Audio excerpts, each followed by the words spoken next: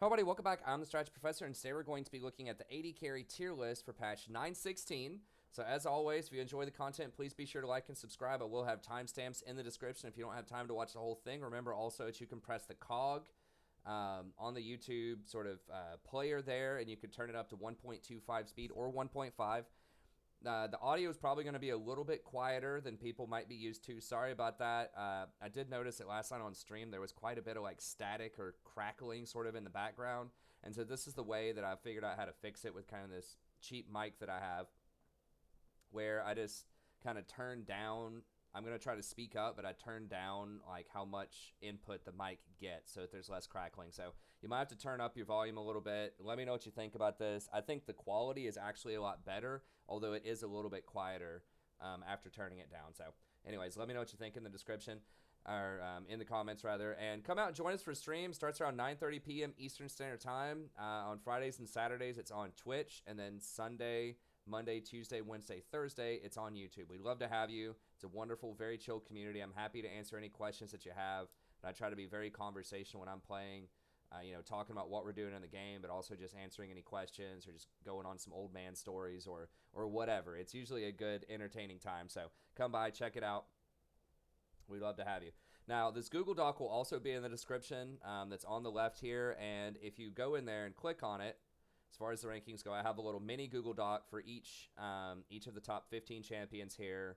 So it has a 1 to 5 rating system, recommended runes, and recommended items. The rating system is number 1 is the champion is one of the weakest at that task.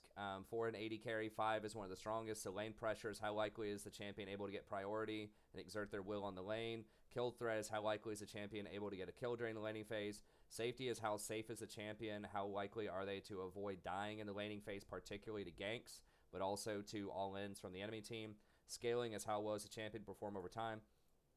And then reliability is how likely is it that someone can perform at a high level on this champion over numerous games. So part of this is how difficult is the champion to play mechanically, how difficult are the decisions on the champion. Then also, how well does the champion just fit into the overall meta right now? Are there lots of counters to the champion out there? Do they match up really well with other popular picks? So all of that goes into reliability. Another way to think of that would be like consistency. Okay, let's go ahead and get in here.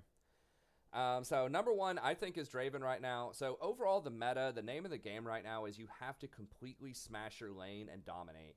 And there's a couple of reasons for that. Number 1, that in your own lane, there are so many advantages right now to dominating early.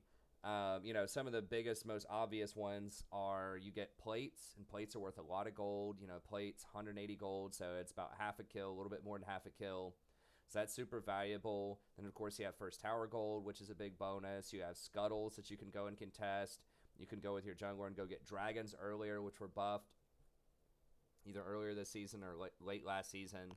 The rewards are just tremendous in the bot lane. And so you need to win because the more that you get there, the harder you're going to snowball and the more you're going to be able to take over, right? Another aspect is kind of meta-related right now is that it's a very snowbally meta pretty much in every lane because there's so many high skill cap champs that aren't really that great when they're behind. So I'm thinking of stuff like Akali, Irelia, Kiana, Riven, Yasuo. Like, so many of these champions are so popular, and if they get too far ahead early, it's going to be really hard to deal with them later. So you need to just dumpster your lane and go and make sure those champions don't start taking off, because there are so many 1v9 type of champions in the game. You need to make sure that you shut them all down. But at the same time, they can't get back in the game. So if you smash bot lane, you take that tower early, and then you go sit on mid lane, or you trade and you go up to top lane, depending on what the meta call is, you can shut down some of these other laners so that they can't get back in the game. So, and there's no tanks in the game hardly right now either, so that also lends itself to really high risk, high reward champions, not only that, like the super high skill cap stuff, but also just your assassins, which are usually kind of high skill cap, but your stuff like your Zeds, your Talons, in the jungle, your Canes, all those types of things are going to be super popular right now. And once again, they aren't that great if they're behind. So if you can put them behind, if you don't give them a chance to even get in the game, then you're going to lose. Because the number 1 thing right now is, even if you're like a decent player and you do all right in your lane, you'll find yourself losing a lot of games because your mid lane's going to be 0-10 or your top's going to be 0-10 because it snowballs so hard. The game goes downhill so quickly if your solo laners start feeding that you're just going to lose. So, you know, it's not good enough to beat Ezreal and be up 10 CS and maybe have like 1 kill in your lane at 15 minutes, you know, because that's not going to matter if, you know, the mid lane Zed is 5-0 and he's up 50 kills, you know, on your mid laner, and they're already like crying to FF and just like hanging out in the fountain or whatever, right? So you have to really just grab the game by the horns and just go at it. Like, you have to dominate right now. So I see so many people complaining, oh, I can't win, you know, if my mid laner's feeding all the time or top laner's feeding, or, you know, my jungler's terrible, so there's no way I can win. It's like, well, yeah, you can. You just have to completely obliterate your lane is what you have to do. You can't just count on, oh, I'm just going to barely win my lane and hope to win the game. There are some metas where that's possible, right? Where you just kind of play a high scaling champ, you know, you play a Jinx or, you know, a Vayne or a Twitch or something like that. You do all right in lane. You know, your allies are going to be playing some kind of like utility champion or tank. You know, maybe in the past, maybe you had like an Ornn top lane or a Maokai or something like that, and your mid lane was like, you know, Malzahar or Orianna or just something else that's okay when it's behind. But that's just not the case in this meta. You're just not seeing that. It's all these like squishy, you know, glass cannon champions that don't have a lot of utility, and they're just worthless when they're behind. So anyways, that's what you have to do. That's what I'm thinking about when I'm building this tier list. So, and remember, this is targeted towards plat minus for the most part. It's still pretty good, you know, in low diamond. It's still going to be pretty good in like, you know, iron and bronze, but it's kind of really targeting that sort of that silver to platinum range, but can also apply to, you know, other elos as well. So this is not like pro meta. Pro meta is very different because there are a lot less kills. There's a lot less snowballing going on, and that allows things like Ezreal and Xayah to be a lot better. But anyways, let's go ahead and get in here. So who's the king of smashing lane and dominating? Draven. Draven's almost always, like, if someone is making a tier list for solo queue for people and it's like low diamond or lower, they're trolling if Draven's not in their top 5, basically in any meta, pretty much, because this dude is just ridiculous. He's just disgusting. I've talked about this a lot in past videos. He basically comes in with a free BF sword to lane. You know, you get 35 bonus physical damage on hit and 65% of your bonus AD. That ends up being about 40 to 45 AD, depending on how you rune. But yeah, I mean, he basically comes in with a BF sword, so he's hitting way harder than anybody else in the early game. It allows you to take great trades. It allows you to last hit really well. You just do tremendous damage off of no items. I think he does the most damage in the early game off of no items. And if you have a support that, you know, can engage and cause a lot of damage, which a lot of those are pretty popular right now. You're thinking like your Pikes, your Leonas, even things like Nautilus, Rakan, Xayah. A lot of this stuff can be very powerful right now in the early game. And, you know, at lower elo brackets, there just are not a lot of tanks out there either. You know, everybody's playing things like, you know, Janna, Lux, Xayah, Pyke, Rakan, you know, Sona, that type of stuff. We're not seeing a lot of the tanks. I mean, yes, Thresh is still kind of popular, but Thresh is surprisingly very squishy in the early game. He has the lowest base armor in the game, I'm pretty sure. People think that he's tanky. He's really not. He has decent health, but he starts off with like 18 armor or something just ridiculous. So you can definitely murder Thresh in the early game. Yeah, he comes in really big, and he just keeps going. People think that he doesn't scale, but he does. You get 105% bonus AD on every auto that's a spinning axe. That's basically a crit on every hit. Now, it does not interact with crit items. If you hit this with the bonus damage does not crit. It does not interact with Infinity Edge. It's only your base damage on your auto attack that crits, and then you get this damage on top of that. But it does apply lifesteal, and that's why you see Draven a lot of times getting things like Bloodthirster, because he already hits so hard, and you just want the maximum, you know, healing. And so Bloodthirster is very good for that. So yeah, he's got big damage. He can run people down, gets really nice steroids early with Blood Rush. Stand Aside is a great utility spell. A lot of people underestimate this. It can stop Jarvans from flagging and dragging onto you. It can knock Rakan out of the air. It can knock Pyke out of the air. Zac, whoever's trying to get on you, it can knock them out of there. It can stop channeled abilities like Cat's ult, you know, Jhin's ult, all of that stuff. It's got a lot of power to it if you get used to it. And then Whirling Death does quite a bit of damage. I mean, if you hit somebody twice, even at level 6, it's doing 350 damage plus 220% of your bonus AD. So, I mean, it's doing like over 500 damage if you hit them twice. Heck, even if you only hit them once, it's probably doing 300 damage. So, just a tremendous amount of damage early. So he's just very strong. He just bullies people early. And then, of course, as everyone knows, he gets a ton of extra gold whenever he gets a kill. So not only is he super oppressive just off of 0 items, but he gets his items typically really quickly if he gets a kill or two. And, I mean, I know I personally hate going against Draven. Like, he is the most feared thing. I really do not want to play against a Draven in the bot lane because it's so dangerous. If you don't have help from your jungler, like, pretty much nobody beats him in lane unless you have someone else like a Jhin or someone who does a lot of damage and your support lands a lot of CC on him. Because the thing is, like, not only is he going to do a lot of damage, but oftentimes he gets lifesteal, right? So he might take Bloodline in his runes, and he's going to be getting a Vamp Scepter a lot of times. Depends how the lane's going, but if he's going Bloodthirster, which I think is the most popular starting item on him, he's going to get that Vamp Scepter, and he's going to heal so much. So, like, even little small trades, even if he doesn't have a healing and a shielding support, are going to be in his favor because he's going to heal up over time. And because he gets so much priority, he pushes the lane. He can go get scuttles. You know, he can get deep wards. He can get dragons really quickly with his jungler. He just causes a lot of problems when he pushes you in. And he stops you from taking over early, right? He's just not going to let you do what I say you needed to do in this game, which is take over. So he's just super strong. He's kind of weird to play. You have to get used to catching those axes. But once you do, he's got a pretty high skill cap. But once you get that, you know, he's going to be really strong. So I think press the attack is the way to go now.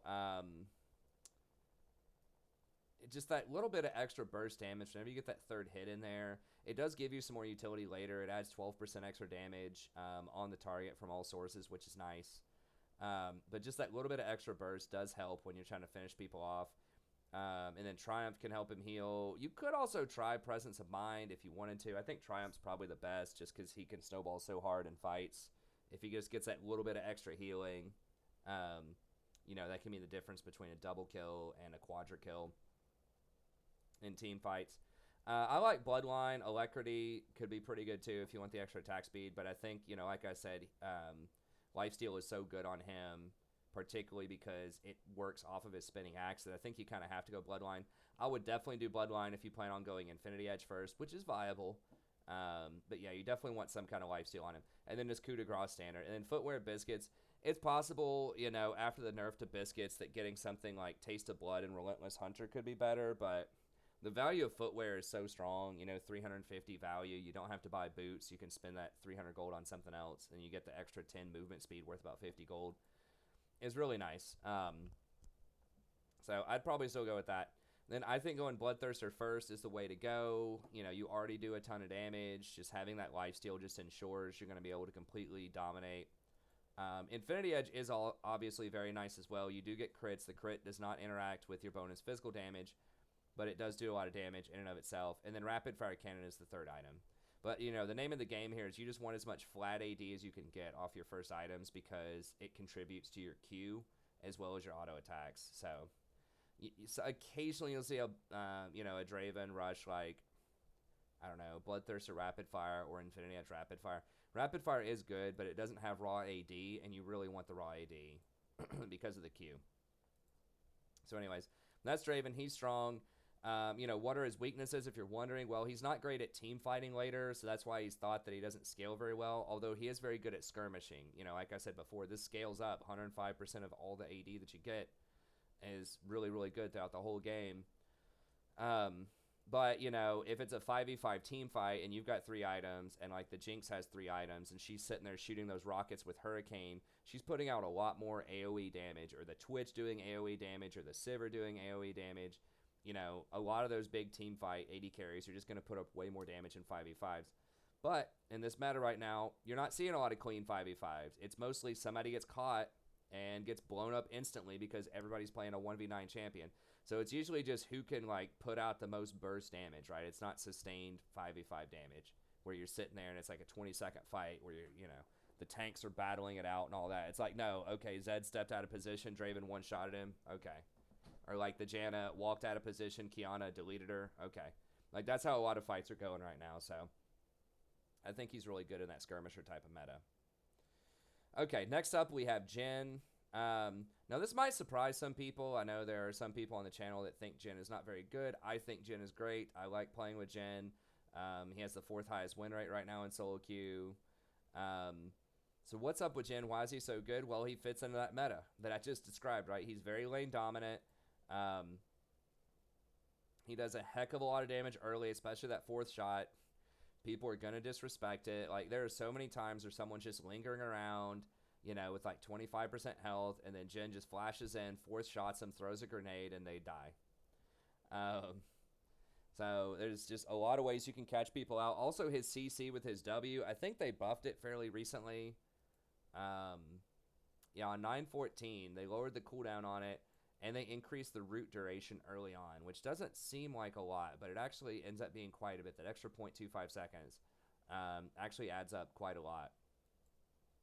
So, yeah, it does a ton of damage. He's really good off of one item. He's really good off of just a BF, you know, kind of like Draven. He just starts deleting people.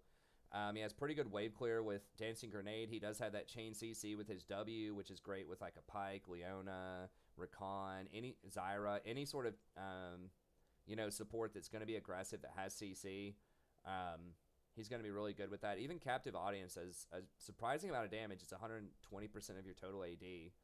So, you know, if you can catch somebody in Captive Audience, you know, your Leona goes in, you drop your Captive Audience, your trap, you know, you bind them with Deadly Flourish, and they don't flash out, and this goes off on them, they're going to die. So that's really nice. And then Curtain Call, of course, can do a ton of damage if you hit them with every single shot. I mean, a lot of times, even if you just hit them with a couple of shots, it will end up being pretty strong. So, yeah, he's good. Has nice wave clear early. Pretty good itemization. Now, a lot of people are going Essence Reaver, and this is going to be a combination that you're going to be seeing a lot on a lot of these top champions, not Draven.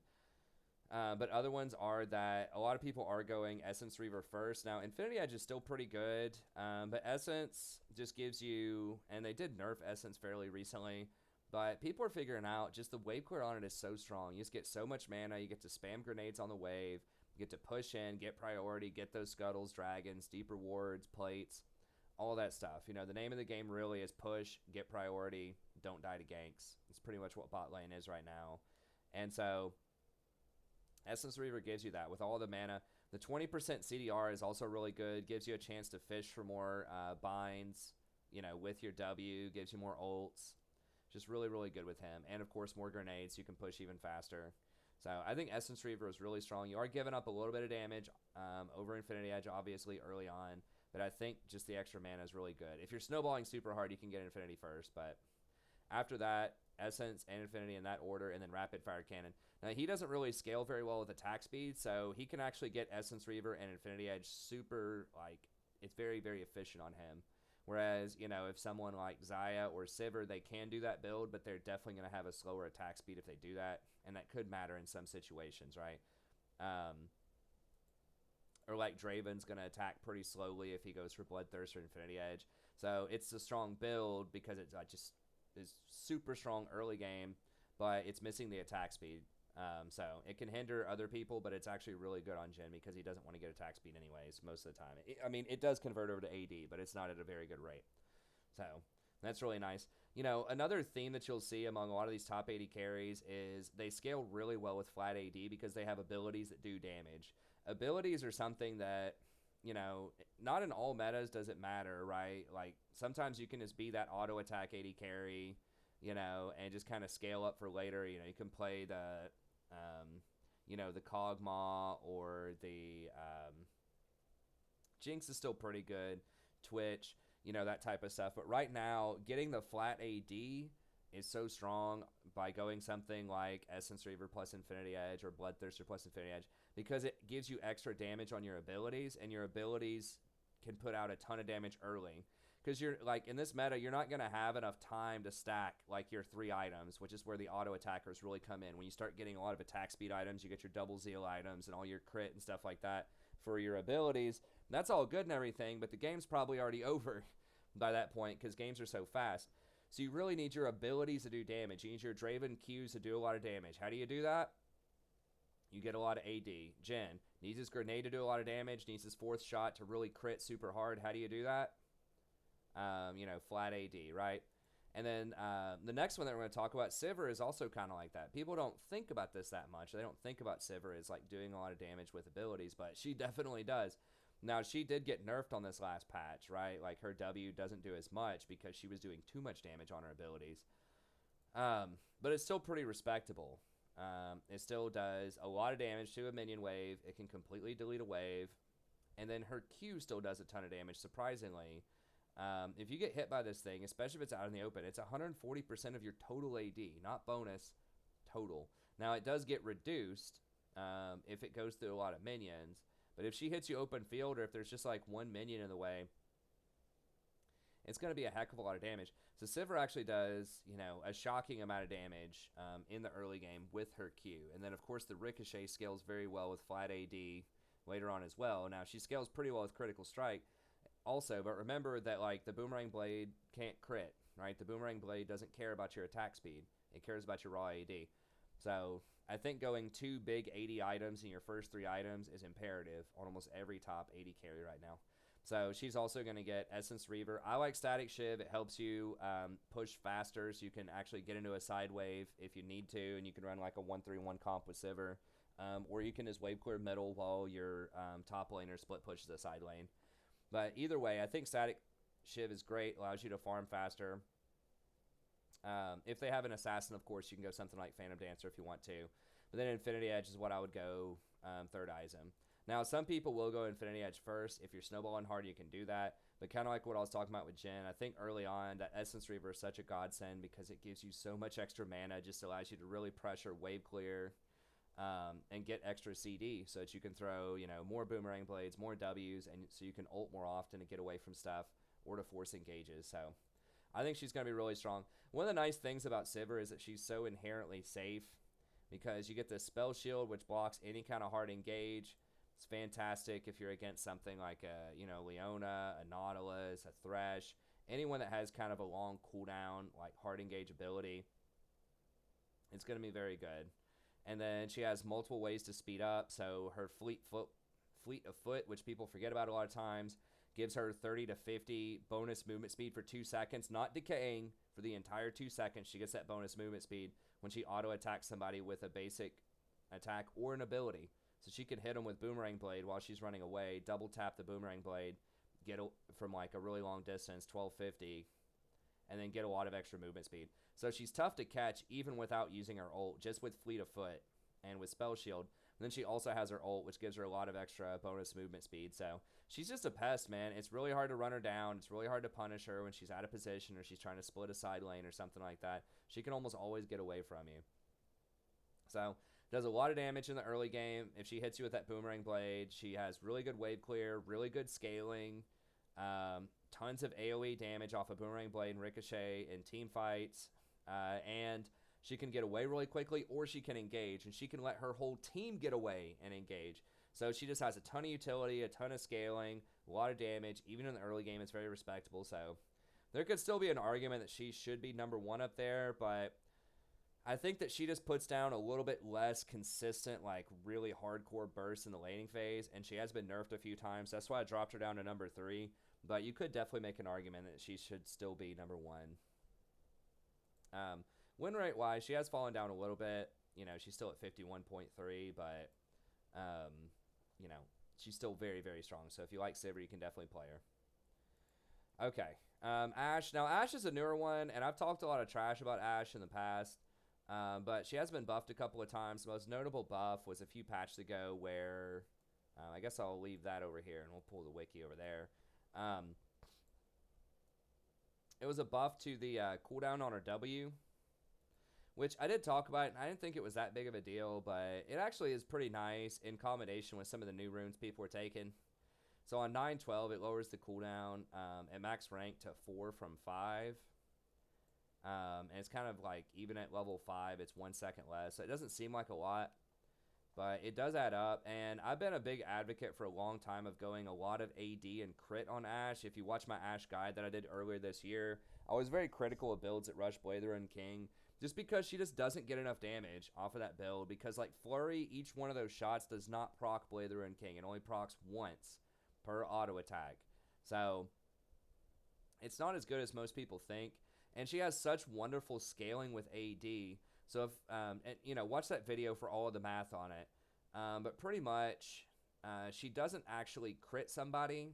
But what she does do is when she would normally crit, it does bonus damage if they're already slowed. So your second, it doesn't apply on your first auto attack unless you've already hit them with a W. But on your second auto attacks, it deals 10% of your total AD as bonus physical damage. And then it also does 100% of your critical strike chance. And if you have Infinity Edge, it's an additional 25%. So if you have like 50% crit chance, then it does 85% of your total AD extra damage. So that's almost a crit in and of itself. So basically, it's a lot less spiky. She's guaranteed to do the damage. And she wants, you know, she wants that. So she does an extra 10%, and then she gets more off of that. So she wants flat AD and crit. Okay, so that's Infinity Edge, and that's Essence Reaver. Those are the two items that she really, really wants. And I've been advocating that for a really long time. Blather and King just completely waste this passive on her, which is so strong. And she already has a slow, like basically a permanent slow because of her, I mean, it's just her passive, right? She slows people with her auto attacks. So the Blather and King slow doesn't even do anything, really. She already has a slow. She scales super hard with crit and AD. Not super hard, but like pretty hard with crit and AD. And her abilities have pretty good AD ratios. I mean, if you look on a per arrow basis, whenever she activates Ranger's Focus, you know, you're doing 105% of your total AD. So you want more AD. You know, if you max this out, which you're not going to get this first, but usually second, it's 125% of your total AD. It's really good, right? Volley. If you're spamming volleys, which is so good, it has 100% of your total AD. You know, volley doesn't interact with Blather and King. You know, it doesn't interact with crit either, but critical strike is still pretty good. I guess it does apply a critical slow to champion, so it does interact with crit in that way, but it doesn't add extra damage. But anyways, you see what I'm saying? You see the common theme here. Flat AD plus crit is good. Blather and King, not so good. So why would people get Blather and King on her then? Well, the main reason that people would do this is because in team fights, if you go Blather and King plus Hurricane and you're hitting 3 people always with your Hurricane bolts, it is a better 2-item power spike. It's weaker at 1 item on Blade against a single target, but it's much better at 2 items in a full-on 5v5 team fight, especially if the enemy has tanks. But in this meta right now, where you've just got the Clown Fiesta, you're just running around, a lot of times you're just going to be single targeting people down. The fights are just going to be 1 or 2 people, or they're going to be super spread out where a bunch of Assassins and Irelias and Aatroxes and things like that are trying to flank you. You need as much burst damage as possible. You know, that Zed's not going to wait for you. You know, he's not going to line up perfectly with the rest of the team and just wait on your Blather and King to chip him down. You got to blast him, right? You got to hit him with that arrow if you can when they come in, or whichever assassin it is, Kiana, Talon, you know, whoever is trying to dive you. You got to hit them with that arrow, and you have to blow them up before they get in your face. You don't have time to play around and go for this little cute team fight, you know, tactics. So that's number 1.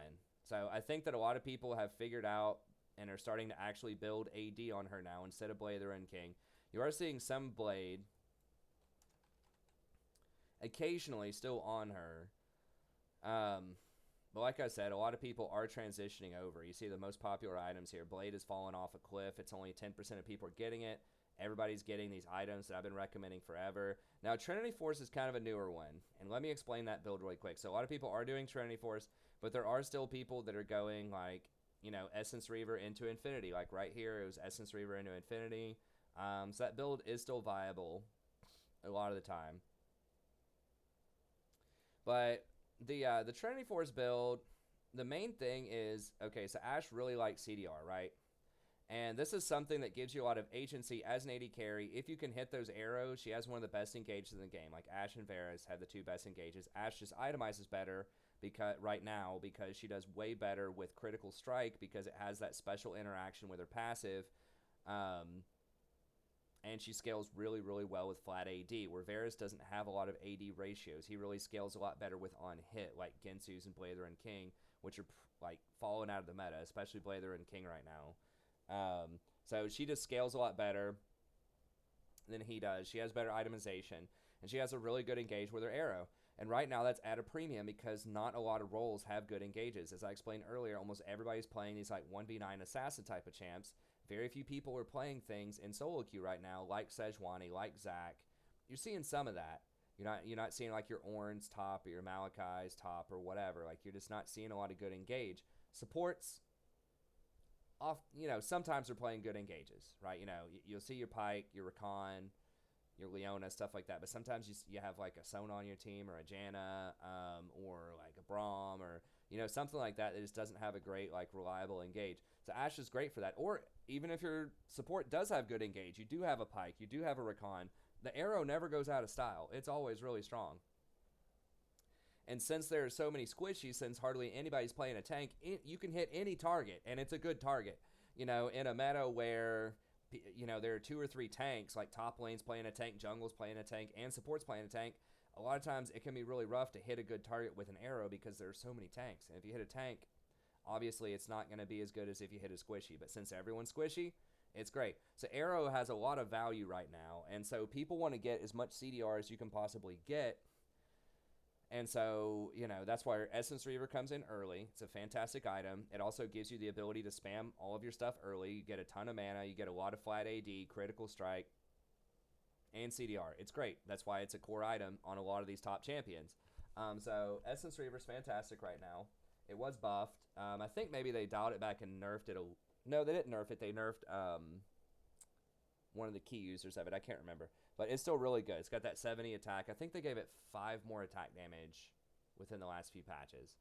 But anyways, you go Essence Reaver, and then the newer thing is to go Trinity Force. Now, this might seem a little weird, but think about this. The old build used to involve Black Cleaver, right? Where people would go like Blather King, Cleaver, Hurricane, right? So that you'd apply, all that stuff to everybody.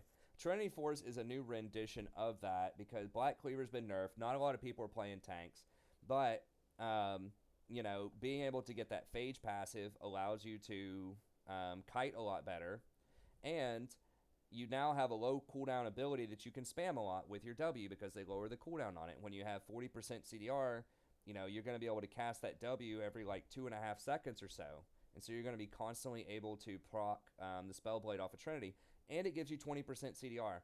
That's something that old Black Cleaver used to give you as well. So now you can get 20% CDR off of Essence Reaver and then an additional 20% off of Trinity. And that's going to allow you to constantly use those arrows to engage and make plays and really take over the game, right? You can't wait, right? You have to dominate early like we're talking about before. You just have to just grab them by the throat and not let go, right? Because if you just sit there and chill in lane, if you go lethal tempo Ashe, and you're just trying to scale up with Blather and King and Hurricane and you're hoping for team fights, it's your fault that Zed is going 7-0 on your mid laner and he's just coming down there and camping your lane and dominating because you didn't take the tower fast enough to shut down the Zed. You didn't help out your Diana, who's first timing Diana mid lane for some reason. Now, is it his fault that he went 0-7 mid lane? Yeah, most directly it's his fault, but you can influence that. Maybe you could have stopped that Zed when he was 4-0 if you took your tower faster and went up there and shut him down. Okay, so that's what this meta is all about, as I keep repeating. So how can we do that with Ashe? Well, you get 40% CDR so that you can throw a lot more arrows and just really take over the game. This also kind of fits in the game plan of giving you some attack damage. Not a ton, but a good old chunk of attack damage, some movement speed, some extra utility. And this gives you everything that you want, right, with the Essence Reaver. You get the attack damage, the critical strike, the cooldown reduction, everything. Now, it is a little awkward that, the critical strike doesn't scale as well because you don't have Infinity Edge early. But remember that critical strikes are smoothed out on Ashe. It's not a waste 75% of the time if you only have a 25% crit, right? because it's going to do 25% damage all the time because of her passive. So it's okay to just sprinkle in a couple of crit items every now and then because it's going to be more consistent. All right. And then the other innovation that people are doing is they're taking Comet early. Now, this might seem a little weird, but remember that you can just spam those arrows out. You can spam that W over and over and over again. It's pretty cheap. It's only 50 mana at all ranks. So you can spam it a lot. And that's going to allow you to hit the Comet because it applies a slow, so the Comet's pretty much automatically going to hit, which is super useful. So that's kind of been another innovation that people have done is they've gone Comet because you spam W. It's basically impossible to miss, right? If you just wait until the wave is clear and you spam W on the enemy, it's going to hit them, and it's going to do some extra damage to the wave. And it does pretty good damage. I mean, the Comet adds in extra, like an extra 30 damage. But it already does 30 to 100, which is really nice. And because you're getting a lot of AD, you know, by getting Essence Reaver early, then it's going to be doing even more damage with that. And then if Arcane Comet's on cooldown, yeah, it reduces it. So if you throw... Now, I'm not sure how Comet is coded, if that's counted as single target or area of effect. I believe it would be counted as single target because... it only hits one per... You can only... let me see. It is single target. Okay, so I was right. So I had a feeling it was going to be something kind of funky like that, right? So it can potentially... Because it can only hit, like, a person once, it's weird. I didn't look before I made the video, but I just had a feeling. It just, like... old coding with Ashe, I'm like, they're going to make it single target, aren't they? There are just some things in the game that just don't make a ton of sense.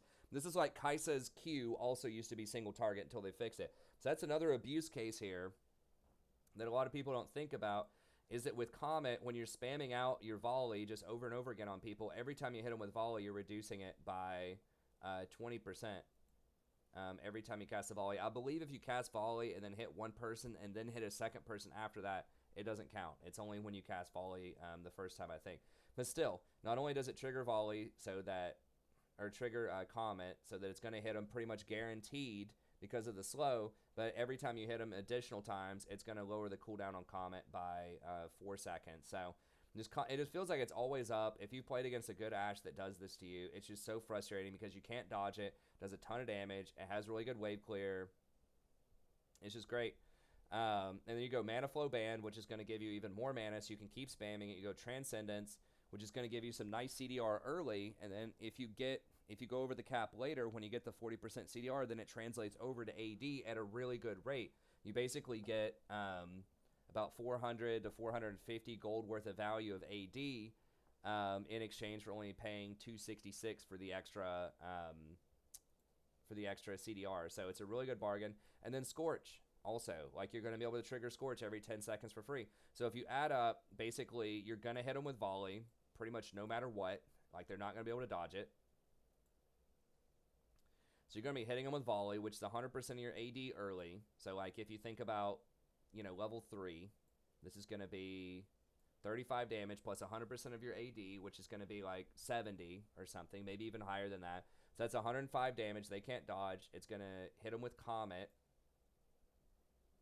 which is going to be, I don't know what it is at level 3, but it's probably going to be, I don't know, like an additional 35.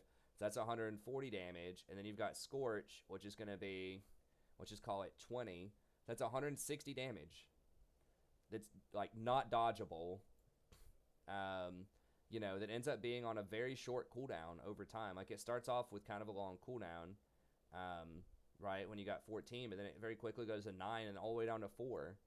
So it just puts out just a ton of harassment. She also has really long range, so she has 600 auto attack, or like range, so you can land autos on people pretty easily. She has really good scouting too with Hawkshot. Like, don't forget, I believe this is global, so don't just throw it like right next to you, okay? Throw it across the entire map. Watch my Ashe guide. I have it linked. Do I have it linked? I don't think I have it linked here. I'll do that maybe in post-production. But go just search my channel for the Ashe guide. It'll show you exactly where to fire these things, whether you're on red side or blue side. But you want to fire it across as much of their jungle as you possibly can. because it'll show you the vision. It actually even pings. They changed it to where it pings if it sees something. If it sees the jungler or someone running through the jungle or the river, it'll ping them. Okay, so do not fire short hawk shots. Okay, don't just fire it in your own river. Fire it all the way up at the enemy Gromp or whatever, something like that, or like at the enemy wolves if you're on blue side, or red side rather. Just fire it really deep at an enemy camp, because like the main thing is if you only fire it short, it then only tells you if they're in the river or not. Like that's all the information that you get, and that's not good information. But if you fire it all the way across all of the camps, you have a much better chance of spotting the jungler, and you can spot the camp timers, and that's really important for tracking where the jungler is going to be. Now, you know, if you're in gold, is your jungler going to know about that? Are they going to track the camp timers? Probably not, but you can. Okay, so if you see something like, okay, I just threw hawk shot through the jungle, I see that, you know, the red camp is clear, like that their red side is cleared, right? I see that they've done their wolves, you know, they've done, or not their wolves, they've done their birds, their raptors, they've done red buff, and I don't see them at golems or whatever, and you have a ward in your river, then you know, hey, they're not on our side of the map, probably. So you can ping your top laner and say, hey, be careful, they're going to be top side, most likely. Now, maybe they just backed or something, you don't know. But you know they're not there, okay? So that eliminates places they could be on the map. So you can warn whoever to be careful, right? So just really good intel if you learn how to use it properly off a hawk shot. You have the great engage.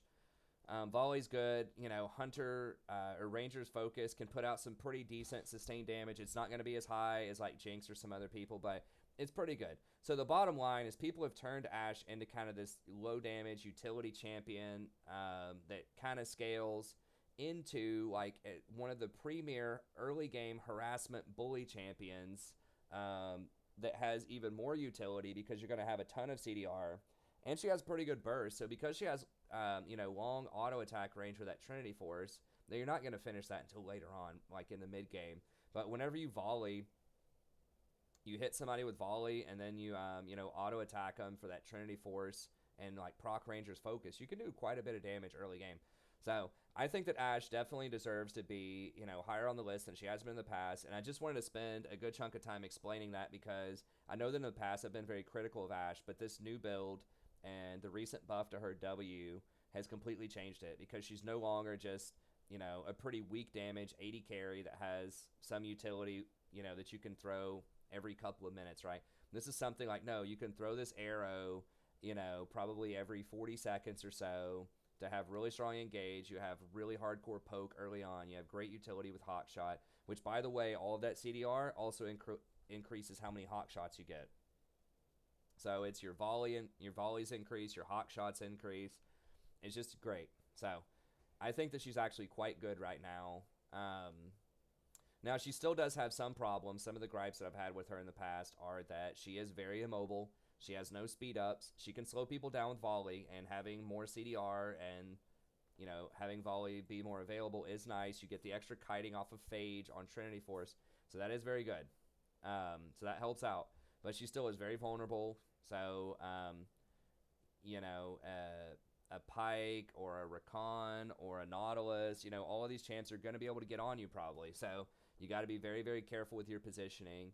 But, you know, this new build does help out quite a bit with that. So definitely, if you haven't played Ashe in a while, give her a try. I think she's worth it. You know, Megan, if you're out there watching, I know you'd be proud of this. But yeah, I think she has definitely been probably the highest riser that people may not suspect is actually quite good right now. Jhin might be the other one that's not on people's radar, but I think Ashe is up there. I'm not sure what her win rate is. It's actually pretty high for Ashe. You know, 51% is pretty good. Yeah, I think she's really strong. Now, one thing that I would do that I recommend that's a little bit different from other people is I think that trying out Presence of Mind is definitely worth it on Ashe. I mean, I know that I've had amazing results on Rakan recently because I switched over to going Presence of Mind on Rakan. And if you're not familiar with what that rune is, it's basically every killer assist that you get lowers the cooldown of your ult by 10 seconds and restores 20% of your mana. And this is so good on her because she's going to be spamming her ability so much in fights that the mana actually is quite relevant in longer fights. But the 10% cooldown on your ult is also super good because that allows you to break the CDR cap. So even if you already have 40% CDR, which you will with this build, this is going to lower it even more. You can get 50%, 60%, even 70% CDR on that ult. I mean, and every time it's up, it's a kill. It should be. If you're good with Ashe, you should be able to hit that arrow. You know, and especially if you have a CC support, which is pretty popular right now, like I said, with the pikes, the thrashes, all that stuff's popular, then it should be pretty easy to hit the arrow. Pro tip, wait on your support to hit their stuff first. Whoever has the more guaranteed or the higher probability engage, let them go first. So if you have Rakan is almost always, for example, going to get on them and hit them, right? It's nearly impossible to get away from that champion when he's trying to go. So don't throw your arrow first. Wait on Rakan, ping him, tell him to go, or your Alistar or your Pyke. Let them go first. You know, if Pyke misses his hook, no big deal. It's up, you know, in another 6 seconds or so with his CDR, right? But if you miss your arrow, you know, you're going to have to wait a minute or more depending on how much CDR you have. So, you know, let the other people start the fight if it's an option. Now, if you have like a Janna or something on your team, yeah, you're going to have to throw the arrow, right? But if possible, wait on someone else with more reliable, you know, engage to go first and then throw your arrow. And do not ever throw your arrow cross map. You're going to hit it like maybe 1 out of 10 times, maybe, if you're really lucky. And you're not going to be there to follow up with the damage, right? You're just kind of hoping that this arrow hits. I know it's cool if you throw arrow from bot lane to top lane and you get this miraculous hit on somebody right after they flash and then you get the kill. It's like, oh my god, it's big, you know, LCS play, like all caps. Don't do that because most of the time you're going to miss and people are going to see that you threw it, okay? Everyone's going to see it. So the enemy bot lane is going to say, oh, she just wasted her arrow. Okay, we can go on her and kill her, right? I know that's the first thing I think when I see an enemy Ashe throw an arrow is I'm going to kill her right now. So do not waste it. Your arrow is extremely important. You are, you know, a very, very weak champion if you do not have that arrow. So make sure you hold on to that. Okay? But I like presence of mind. I like going bloodline as well. I think bloodline is really underutilized on AD carries. I think that a lot of AD carries that have a really powerful ult can go for this combination. We'll talk about a couple more like Xayah here in a second. But you go presence of mind, allows you to break the CDR cap. And then bloodline gives you quite a bit of extra lifesteal as well, up to 12% lifesteal, which is really nice because you're not going to get any lifesteal if you don't go Blather and King, which you probably shouldn't with this build. Okay? So I think that's a pretty good deal. You can go Legend Alacrity if you want, but most of this build is going to be poke early with Comet and W spam. So yeah, you're going to be auto attacking, of course, but I think that having the extra sustain is really nice. If you have like a, you know, obviously if you have a Sona or a Soraka on your team, you're not going to need Bloodline. You could go for, you know, probably Alacrity, or there could be an argument for Coup de Grace as well, but probably Alacrity. So kind of read it out, but if you don't have a healing support especially, I think Bloodline's a pretty good answer to that. But yeah, just with Ashe, I really think Presence of Mind has a lot of potential. I don't think a lot of people are getting that yet, but you know, it's worked wonders on Pyke for quite a while now. A lot of people have been doing it on Rakan. I've tried it out. It's amazing on Rakan. It's a total game changer. And so I think on Ashe, because it's a similar type of thing where it's like really high impact ult, you want to make a play every time it's up, could be really good. Okay. Finally, in the tier 1, we have Xayah. Now, Xayah is only lower because she's probably the hardest to play. I don't know. Draven's pretty hard to play too. But she's just sort of weird. You got to get used to her. But she is really good. I do think that Rakan is the best support right now overall. And so if you have a Rakan with you, now Rakan's not very popular though. So, you know, not with people under Diamond. But she can still be pretty good on her own too. I mean, she has pretty nice wave clear with her her clean cuts plus her Q. She can, you know, clear waves pretty quickly. And it's kind of a similar vein to the other champions, right? She does a lot of damage with her abilities early, and she scales really hard off of flat AD. So she's a great candidate for rushing Essence Reaver, just like a lot of these other top picks. You can go Infinity Edge second, or you can go something like Rapid Fire Cannon, then Infinity Edge third.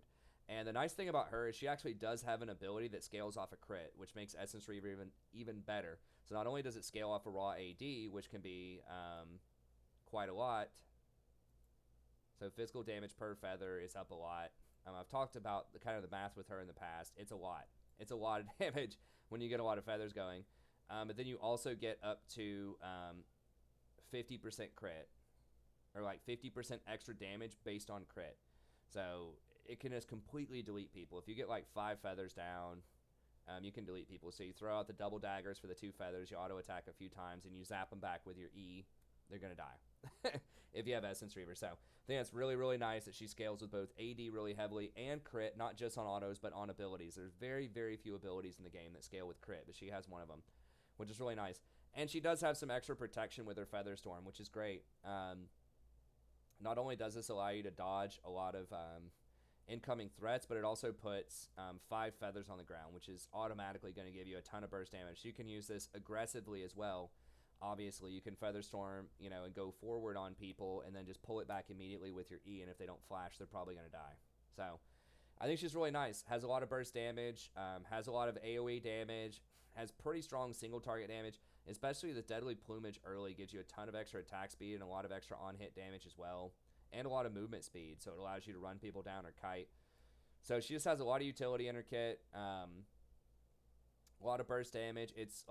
She's good in team fights as well. Like if people are trying to dive you, there's a lot of divers out there, and you get a lot of feathers on the ground and just recall it. You can delete entire enemy teams with her. But you have to get used to getting the correct angle with the feathers. You know, sometimes you'll see really good Xayahs like flash off to the, you know, left or something like that just to get that perfect angle for Blade Caller to get the stun, or the root rather. So she does take some practice, but she can be very, very good and very difficult to deal with. So she's pretty good in single target. She's pretty good in multi-target. And she's got a pretty good sort of escape mechanism with her Feather Storm. Okay. So I think you want to go lethal tempo. Just get as many feathers on the ground as fast as you can. I like Presence of Mind a lot on her as well, because I think Feather Storm is really high impact. Not only because it's defensive capabilities, but also its offensive capabilities that we just mentioned before. Bloodline is really nice. Once again, you get lifesteal because you're not going to buy lifesteal in your kit, so that's really handy. They did buff it a few patches ago. And then coup de grace is really great for deleting people as well. And I'd probably just go footwear and biscuits after that. It's kind of your standard build. And I think that Essence Reaver, Rapid Fire, Infinity Edge is probably where you want to be. If you are snowballing really hard, then you can go Infinity before Rapid Fire. But yeah, great champion if you just want like really nice balance between pretty good wave clear, pretty good burst, and like good AoE fighting. She's pretty strong. Now she is competing for Sivir for similar things. I think she has more single target burst potential than Sivir if you get really good on her and you get those feathers going properly. I mean, she does have 2 world skins for a reason from the last 2 worlds. Now part of that reason's for Khan, but in and of herself, she's still really strong too. So similar to Sivir, I would say maybe a little bit less safety, a little bit less mobility, a little bit less wave clear, but better potential single target dueling. Okay, tier 2, we'll run through these a little bit faster just so that we can end on time here. But I think that Miss Fortune definitely has a lot of potential. Now, a really popular build on her, now it's mostly just Maha, but a lot of people just don't play Miss Fortune at kind of higher levels. But has been pretty popular still, and I talked about this the last time I did an AD carry video, which was probably a few patches ago. But he's going for this Klepto build, and sort of the thought behind this is you bounce your Q off of a minion, and then you hit the enemy, and it triggers Klepto. And he has a really, really high win rate on this as well. Like, he's pretty much the only person playing this, and it's like 56%. And most people that, I guess he's lost some in here as well. You'll notice most people that are not Maha, that are playing other builds, are getting losses in here. Or they just aren't like consistently winning. So there is something to be said for it. Most people are still going PTA, press the attack. Press the attack's still pretty good. Once you trigger it, then you can ult and do a lot of extra damage. So it's pretty nice, but I think that just going something like Klepto is just very good. Allows you to get a lot more gold, allows you to snowball early.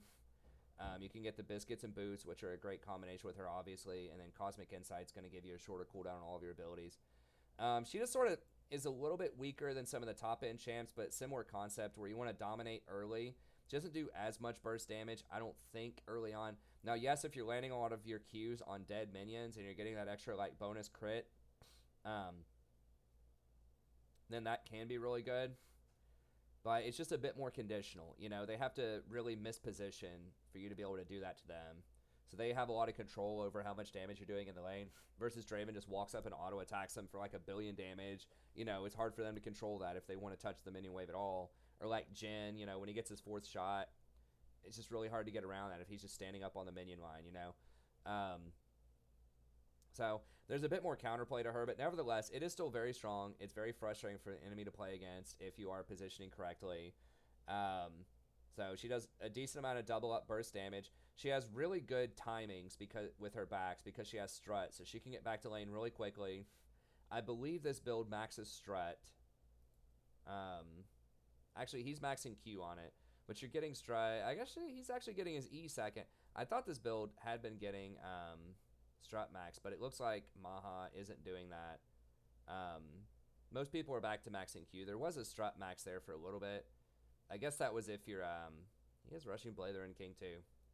Anyways, I guess we're back to maxing Q these days. I'll be honest with you, I don't see Misfortune that much. This person's maxing strut, so it's still around there. But even just 1 point in strut will give you a lot of extra movement speed to get back to lane, so you can get your component faster and then get back to lane, punish the enemy by, you know, denying an additional wave or maybe taking a plate if they get greedy on their back.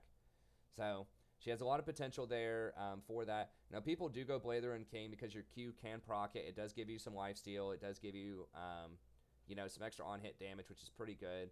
Like, nobody does Essence Reaver, although I think that could be interesting on her. It's just crit is not that great. It's okay on her, I guess. Your ult can crit. I don't know. It seems like that should be something people want to explore, but I guess they like the Blather and King. I mean, kind of the name of the game with her is sort of just speed and controlling speed and just running people down and killing them while your strut is active. You get a lot of extra bonus attack speed. You get bonus movement speed. You're slowing them down with Blather and King. You're doing on-hit damage. So it's got a lot of synergies with her kit, which is pretty nice. Doesn't work with her ult that well, but it's okay. So you get the extra bonus movement speed there. Youmuu's Ghostblade also helps with that, running down people, getting back to lane faster. So she's pretty good all around. She has really, really good like point click, you know, AoE, like tons of damage with her bullet time. So especially at low reloads where people are going to group up or just sit in your bullet time, it can work out really, really well. So she's very strong. I do think that, you know, with her, especially if you're going for the press the attack build, I think she also could be a very good candidate for going Presence of Mind just because she does have a really high impact ult that you can make plays with. You know, you basically just press Make It Rain on them from 1,000 range and just press your ult, basically. And if they don't have flash, they're dead most of the time. So, and she is a mana hog. You know, in fights, if she's just spamming Make It Rain and, you know, love taps and double ups and things like that, she will run out of mana. So I think Presence of Mind could be a really good innovation on her. So if you want to do the Maha build, you can do the Klepto, or you can just go for the more traditional, more popular press the attack build. With Presence of Mind, and then either Bloodline or Alacrity, and then Coup de Grace as your final rune.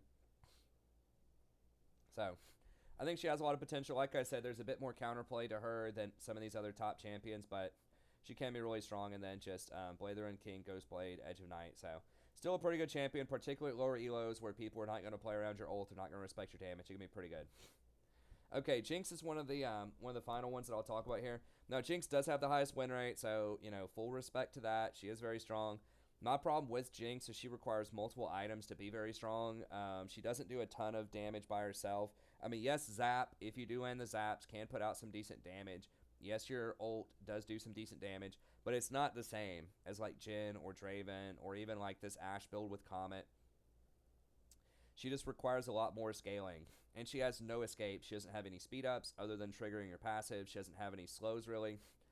She does have chompers, which can be useful sometimes, but that delay is not really going to save you from a lot of divers. So she's okay. You know, she's okay early. Like, the Zaps are good, you know, if you land them early. You know, the chompers, if you're chaining it together with your support, can put out some decent damage, some decent CC. So that's okay. I just think that she's a little bit less safe than some of these other champions, and she just doesn't put out as much burst damage.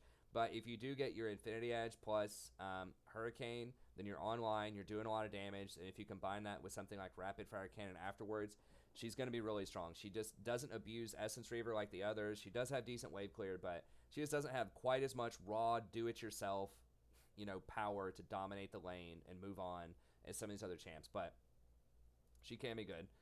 Lucian's another one who's coming back, and he's the last one that I'll mention. I guess maybe I'll go a little bit over an hour, because I feel like I have to talk about Xayah and Ezreal a little bit because they're so popular. So we'll go a little bit over an hour. I hate to do it, but I just can't cover all these in 3 minutes. And I haven't done one of these in a while, so I just want to keep people kind of up to date with what's going on in the meta. Now, Lucian's build has switched quite a bit, to where now the most popular item is Essence Reaver on him, and it's very similar to these other champs. It's like Essence Reaver is such a strong item right now, just because it allows you to control the wave, right? You get to spam all of your abilities, take it down, really push your advantage, make plays off of that CDR when you have a high impact ult. And Lucian's ult is deceptively pretty high impact if you get good with it. Like, it can do a lot of damage, and it was recently buffed. So I think that Lucian definitely has a lot of potential. Now, he has a lower win rate, and a big part of this, I think, is he's so short range that he can get bullied out by things like Draven, like Jhin. You know, people that are gonna have higher range than him. And in team fights, he has to get so close in order to do a lot of his damage, and he just doesn't have a lot of AoE outside of his ult. So he's not like amazing late game in terms of team fighting. And he's pretty good early, but he can get bodied by some other champions as well early on. It just sort of puts him in a weird place. But they are trying to give him a little bit more power early, so I think a lot of people are going for kind of the Essence Reaver into Infinity Edge build. Blazing King is extremely good on him as a single item, because each one of his double shots does proc it, which is really nice. But it's just the problem if you go Blazing King, it doesn't have synergy with a lot of popular second items. Black Cleaver's pretty much out. There just aren't tanks in this meta, and it's just too slow, and it doesn't have enough power, just raw power to dominate as it used to. And so that leaves you with, a lot of times people go Blazing King into Essence Reaver, or Blazing King into Infinity Edge, or into a Zeal item. And it just doesn't have any synergy with those items, right? It doesn't have any crit. It's really low on the AD. So it's just kind of awkward to get those items on him. And so now everyone's going, or a lot of people are going Essence Reaver into Infinity Edge. So, that has been the most successful as well. So he's still pretty good. He has great mobility. There was someone who went Shojin, which I thought was really interesting. That item does seem like it would have a lot of potential on Lucian. I haven't done the math on it, but it could be cool. But almost nobody gets it. But I think in theory it could be effective. Just maybe it just costs a little bit too much gold. But yeah, just Essence Reaver into Infinity Edge will give you good crits. Your double shots can crit as well. So that's kind of like if you want like some pretty good lane aggression, but you also want a lot of mobility. He's going to have more mobility than things like Draven, Jhin, or Sivir early on in the game. He's going to be the most mobile of the ones that we've talked about so far. And he can also put out some pretty good damage. But he does have some of the weaknesses I talked about before in terms of range and lack of AoE later. But he's a very, very good duelist. So Lucian's a decent choice. Now, Xayah, I'm just going to tell you anecdotally, so many people pick Xayah, and so many people are so bad on Xayah, and there's a lot of reasons for this, and statistically, that's true as well. Xayah just does not win a lot of games right now. I mean, she only wins 49%, even though she's picked a whopping 31% of the time, so she's the most picked champion. And this is the funny thing about AD carry right now, is like the two most picked champions also have two of the lowest win rates. So, you've got 60% presence, or 60% pick rate on these champs. Ezreal's even banned. Like,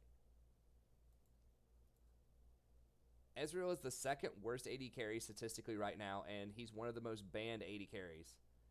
He's the third most banned, but the second worst win rate. So I think what that tells me is a lot of people just don't understand AD carry as a role right now. So you need to watch this video.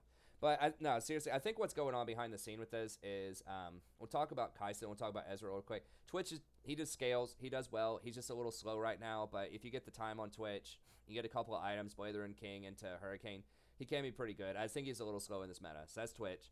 But as far as Xayah goes, let's talk about Xayah here for a second. So what's up with her? Why do I think that she's so weak in solo queue, but she's so strong in pro? And is she even that strong in pro?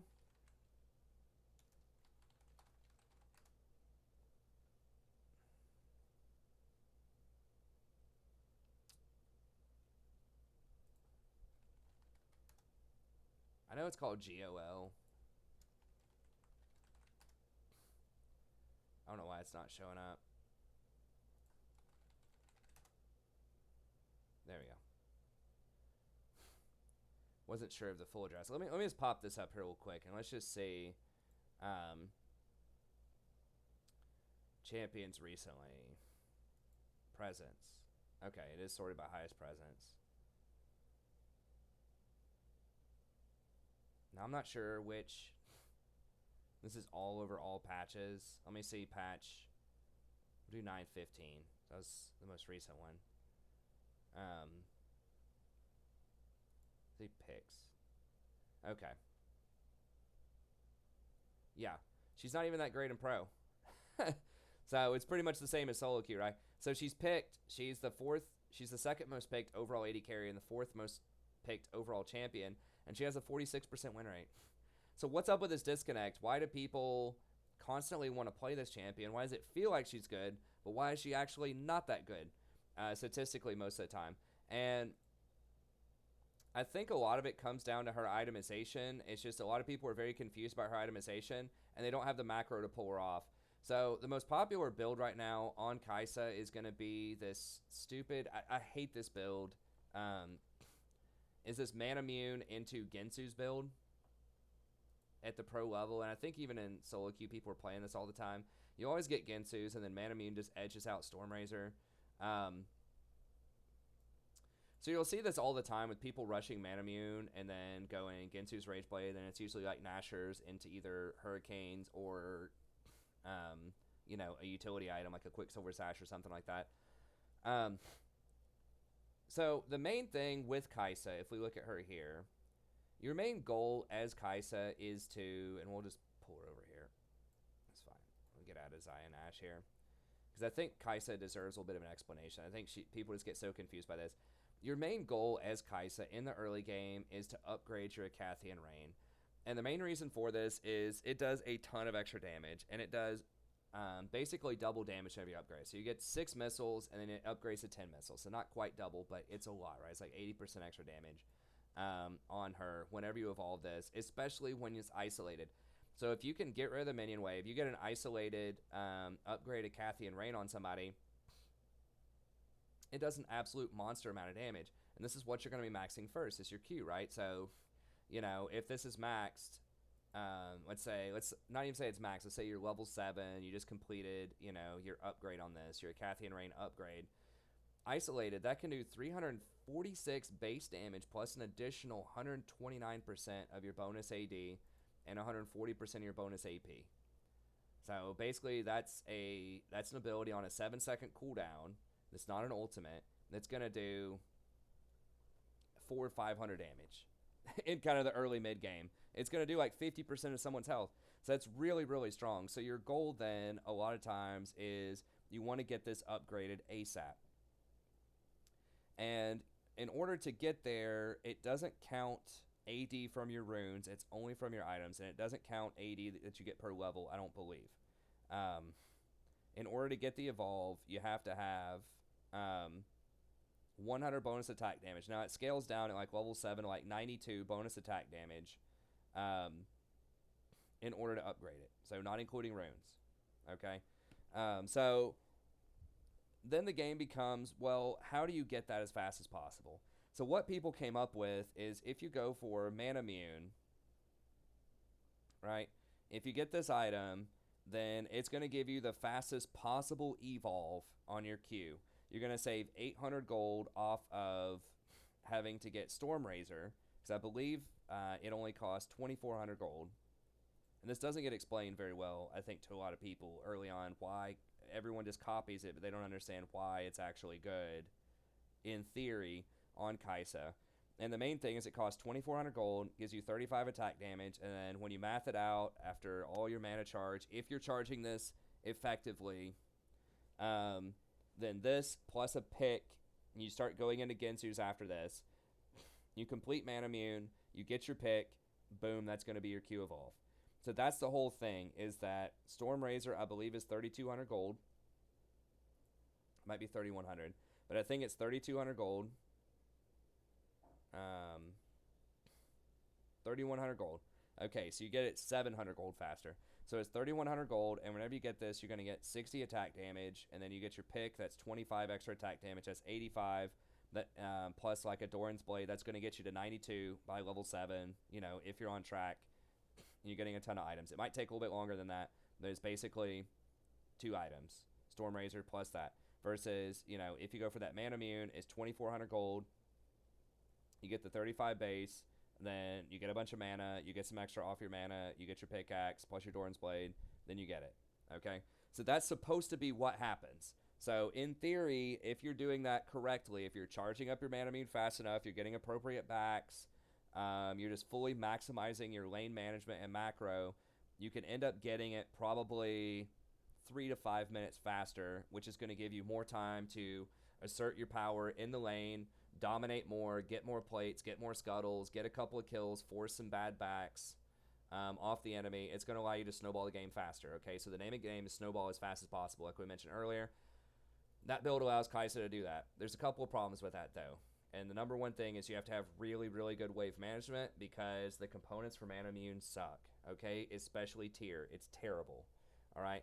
So if you look at Storm Razor, this has a very standard back timing, and the components are very friendly to get Storm Razor, okay? BF Sword. It's the most standard back out there, right? You know, when you have 1,300, you go back, you get your BF Sword.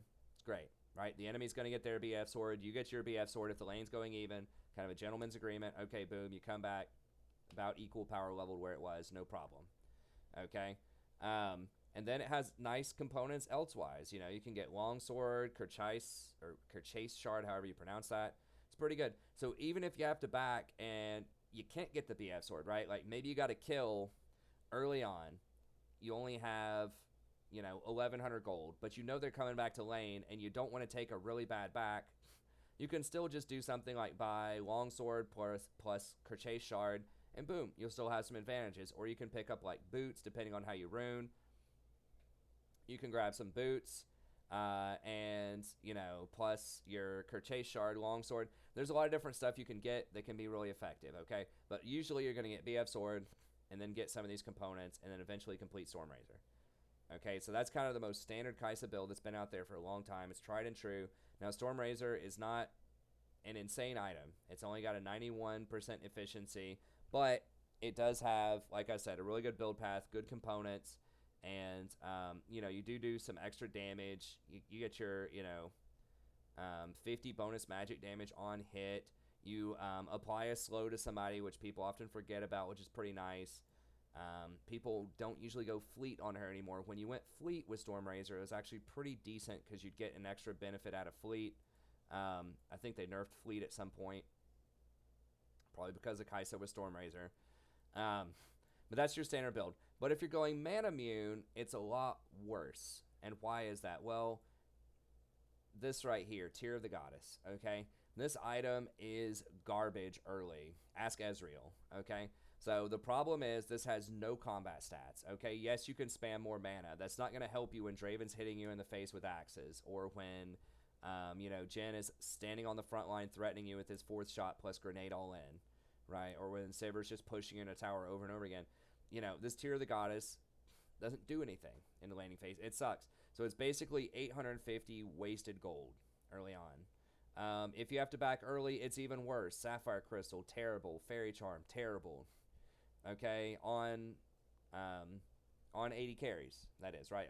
Pretty good on mages, sort of, depending on the mage and what's going on. But on AD carries, it's terrible. Just like my hair when it's flipped out like that. But, anyways, so really, really bad buy. Now, pickaxe, okay. Not amazing, okay. You know, if you have exactly like 875 gold or 900 gold, it's pretty good. It's efficient. It's all right. It's not a BF sword. You know, if you have to back early, you can't get it. You got 600 gold. You can't do anything with it. But it's okay. So the name of the game then, if you're really trying to like use this build and use it optimally, is you have to force a back whenever you have pickaxe, and the enemy does not have BF sword. So that might mean that you need to take teleport if you can't do this naturally, if your support's not helping you manage the wave, which is probably common, and like platinum and lower. You're going to have to force the back. So if you're constantly getting pushed in early, which Kai'Sa's not that great early on. She's okay. If you get isolated Qs, she's all right. But, like, most of the time, if you're up against a Jhin or a Draven, you're going to get pushed in, right? You're going to get bullied. You're up against a Sivir, Ashe, going the appropriate build. You're going to get bullied. So you're going to get pushed in. So it's really, really hard for you to force a back because you're not a champion that has enough power early to force that, right? And so if they just get to sit there and keep pushing you in a tower and they back when they get their BF sword and you haven't backed yet, and you back and you get a pickaxe and they have a BF sword, you're really far behind. Or God forbid, you back and get a Tear of the Goddess and they have a BF sword, you're really, really far behind. So either way, it's like a lose-lose. The only way that you win is if you're able to, like, get priority, push your lane. Maybe you have a support Xayah or something, or just someone who can, like, totally dominate early. You push in your lane at, like, 900 gold. You force it back immediately. Get that pickaxe. Come back to lane. The enemy sticks around. They're hoping for their BF sword, but you get there before they get the gold for it, and then you keep pushing them in. You don't let them have a back, or if they take that back, you at least get a tower plate or two and punish them for doing it, or you get your jungler to come down and take dragon or scuttle or something. Like, you have to take advantage of that window. You have to get pickaxe before they get BF, because once again, if they get BF and you get pickaxe, you're behind. Okay? So that requires really intelligent macro, really intelligent wave management, and it requires your support to actually do something to help you out in the lane, right? And even if you know what to do, even if you're intelligent, even if you're saying, okay, I know I need to back right now, you might not be able to do it if you're getting pushed in a tower, because if you back and you're, like, just sitting in your tower the whole game because the jungler doesn't help you, your support's just AFK, sitting there watching you, you may not be able to back. So you might need to be proactive and say, hey, jungler, like, come down here, help me out. Like, I need to back. I need to get this pickaxe right now. They may not even do it. A lot of junglers won't even understand. Shut up, bot lane. I'm farming. It just requires cooperation from a lot of people on your team in order to force this good back timing, because you don't have the power early to force it yourself. Pretty much. And if you can get a good pickaxe and you need to force them to stay in lane so they don't get a BF sword, or they pay a big price if they do, then you want to get your Mura mana or your mana immune when they have BF plus pickaxe. So that means you need to be a little bit ahead on them, a couple hundred gold ahead. That's the back timing that you want. You need to get your pickaxe, keep them off of BF for as long as you can, and then back when you have Mura mana or mana immune, they have BF and pickaxe, then you can maybe kind of hang in there. But just keep in mind, you're still going to be down on attack damage. But that's what you have to do to make this build work. How many people in, like, gold or even low platinum or even low diamond are able to do that on a consistent basis? How many of them even know they should be doing that? Very, very few. Okay? So you have to know you have to do that, and then you have to be good enough to execute it, and you have to have the teammates to help you out with that. And that's the problem with this build.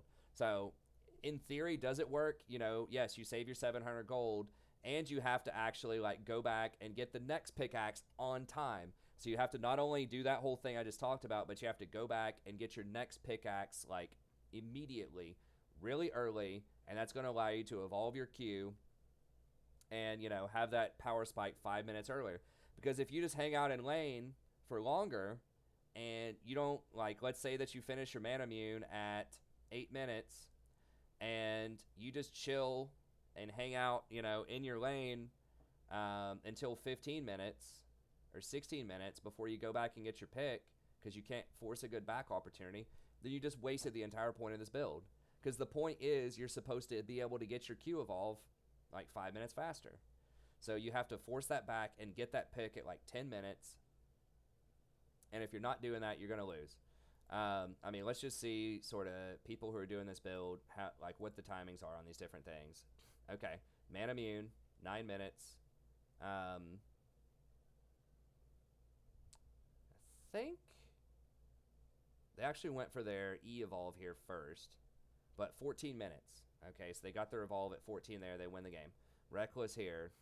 Mana immune, 8 minutes. Like I said before, pickaxe, 11 minutes. Okay, so he's doing it quickly. Versus if we look at like the Stormrazor build here, Stormrazor, 11 minutes. I guess he got a pick at the same time he got Stormrazor. So that's about the same time. So he must have gotten some kills. Yeah, he had a lot of kills that game. So he got a lot of kills if he's buying all of that at 11 minutes. See another example here. Upset. Is there a game where he just doesn't have a billion kills? Stormrazor pickaxe at 12. Sven 9 minutes on Muramana, 13 on pickaxe. So he's running pretty behind on that one. He managed to pull it off. But yeah, I mean, the timings are just really tight. Okay, so this is a bit closer. This is a more realistic game where it's someone who's not going like 20-0, you know, like that dude Upset every game. He's not smurfing on kids. This is a bit more realistic to what I think you would actually be able to expect with some of these things. So he went pickaxe early, which is weird. I guess he had to take a bad back or something. Maybe he got an early kill or he got killed early or something. He had to get his pickaxe early. Things didn't go according to plan. Then it wasn't until 17 minutes he got his Stormrazor. I think that's more realistic. I think with the Manamune build, if you're doing it perfectly, you should be able to get it at like 12 minutes with a reasonable amount of kills. If you have like 5 kills, of course, you're going to get it faster. But like 12 or 13 minutes, Stormrazor build is going to be like 18 minutes if you're doing it correctly. But there's just so many ifs about it. There's so many things you have to force to be able to get the Manamune to work that I just think you should be going, you know, probably Stormrazor. So I put this first just because this is the most popular one. And under ideal circumstances, this is the best. But I still think that Stormrazor is probably the way to go. And then it's Ginsu, so it's either Stormrazor for more consistency, Manamune if you think you're an all-star to make it work. And then after that, usually it's just Nashor's Tooth Hurricane. Okay, so that's what makes Xayah hard. In addition to trying to get the isolations for the Q, being able to hit your Void Seekers, dodging stuff with your Supercharge, dodging stuff with your Killer Instinct. She has a great kit and a lot of power, and that's why she's almost always going to be relevant in the pro meta. And she's so many different kinds of items she can get in different metas. But, you know, especially now, like, it's like you really have to force at the right times to get that done. You really have to know what you're doing. So she's not for the faint of heart. I mean, even at pro level, she's only 46%. She's just really, really hard to pull off. Not only mechanically, but also just timing-wise to get the most out of her abilities because you have to get that Q evolve ASAP. And then the final one I'll talk about just really briefly is Ezreal, just for a couple of minutes here, then we got to go. So Ezreal, similar story. If you look at Ezreal and pro here,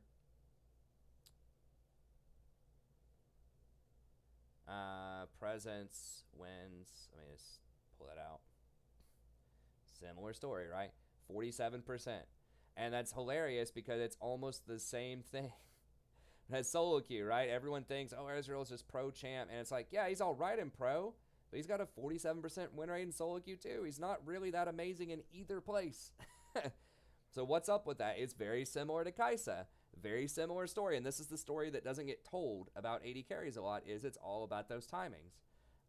It's all about how much pressure you can exert and how good your back timings can be, right? And it's a similar thing because you have to get a good back timing with tier. If you're not getting a good back timing with tier, you're going to fail. But the thing about Ezreal is he has to get tier early. Like, he can't really go pickaxe or anything else because he actually needs the mana. Like, Xayah doesn't really need all that mana. Like, she's not going most of the time. Like, her spells are pretty cheap. Ezreal does go and he needs to be spamming a lot of spells. So, he really, really needs to be able to get that back timing. So, you know, once again, you need to be able to, like, back and force that back immediately.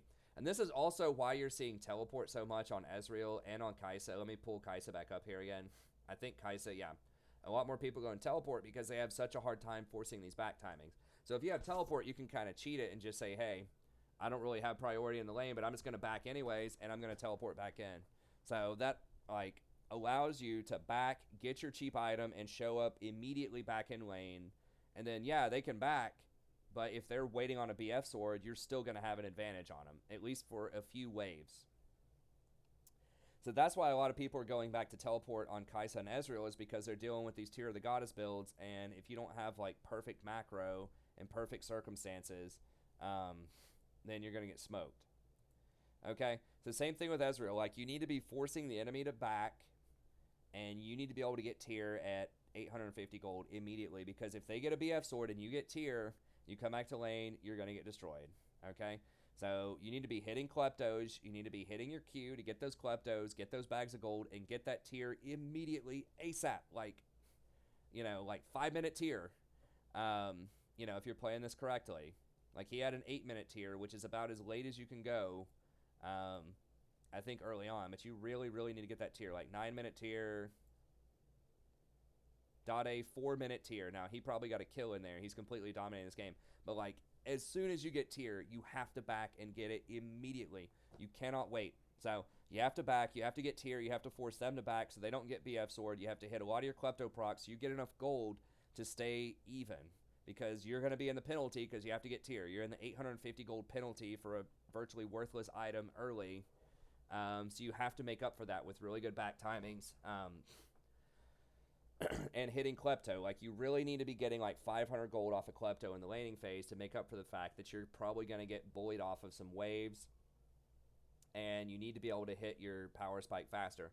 So once you get Sheen and once you get Man Immune, then you can start doing some burst damage. You know, then you start poking a little bit. So Ezreal's great late game. He's really safe, but he requires very skillful play. You have to hit a lot of skill shots, and you have to have really good macro knowledge. You have to be able to back at the right time and force enemy backs, play safely, and just learn how to play around his weak early game.